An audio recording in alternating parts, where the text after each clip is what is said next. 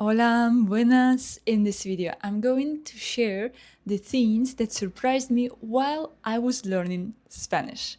A bit of context. My name is Yulia, I'm Ukrainian, and I've been living in Andalusia for almost 3 years.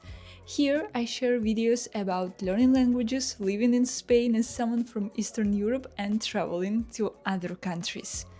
I have a video where I explain why I chose this language and how I learned it. So, you've probably already heard that Spanish is one of the most spoken languages in the world.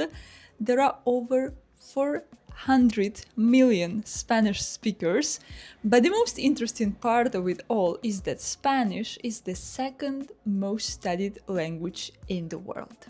And I didn't know that when I started. So let's start with 10 things that surprised me the most. Number 1. For us, foreigners, learning Spanish is especially hard because of how fast Spanish people speak. Especially here in Andalusia, I'm already used to understanding the Andalusian Spanish, but it's not easy. They drop letters, entire syllables, word endings, and aspirate them. There is a lot of colloquial language and people talk super fast. Here are some examples of how people speak in Andalusia. Instead of saying te escuché, they say te escuché. Instead of tú has comido, they say to comió. ¿Ande va? Instead of a dónde vas. Not always, of course, but this is very common. Actually, Spanish is the second fastest language in the world after the Japanese, as per the amount of syllables pronounced in 1 minute. Fact number 2 that surprised me a lot is inverted question and exclamation marks.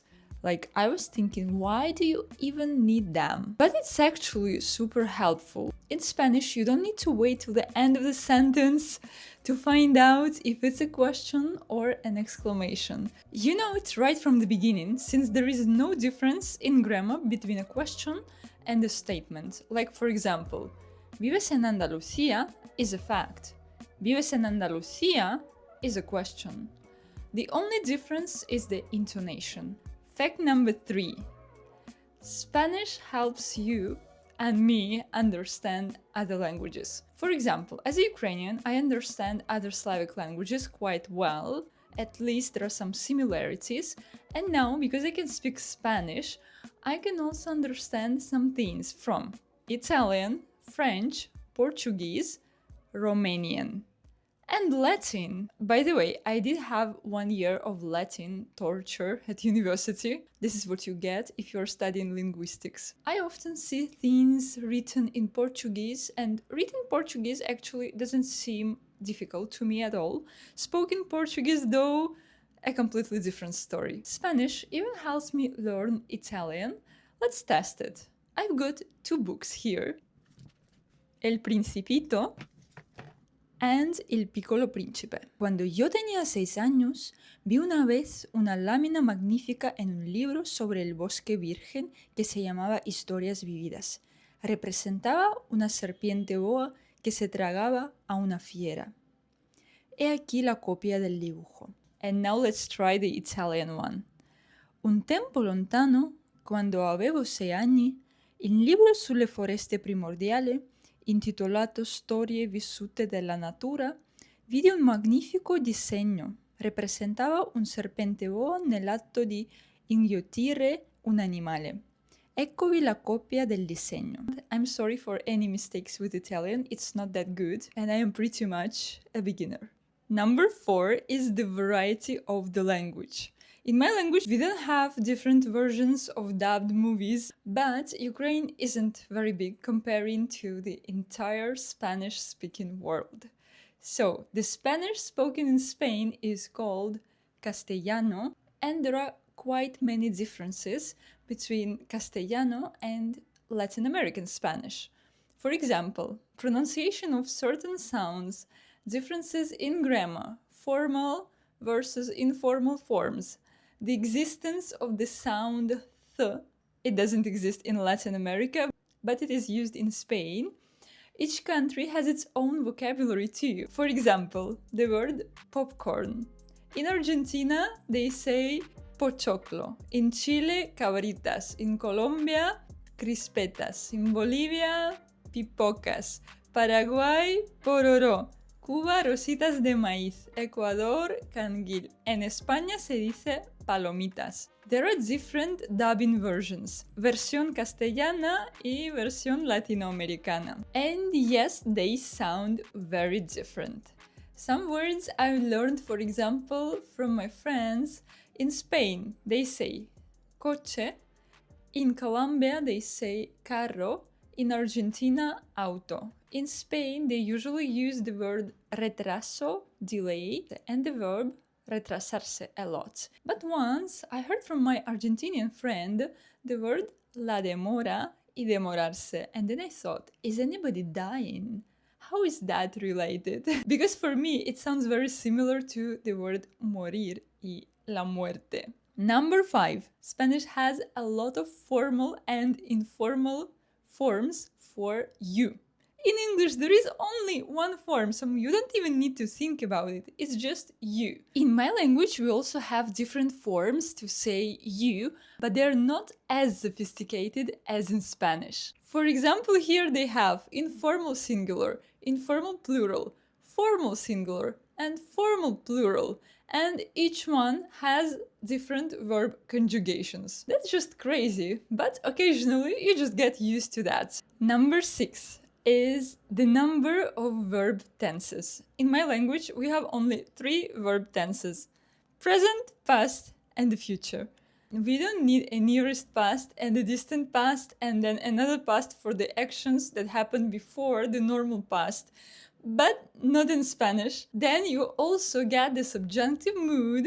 In English, by the time you finish level A1, you've already learned most of verb tenses. And then you move on to other things.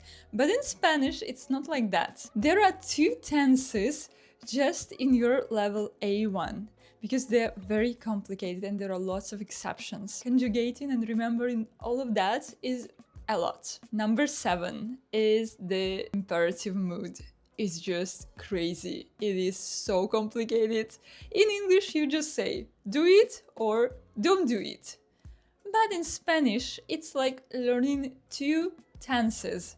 Plus, the affirmative and the negative forms are completely different. For example, if you wanna address to someone in a friendly way, which is one person, you say hazlo, no lo hagas.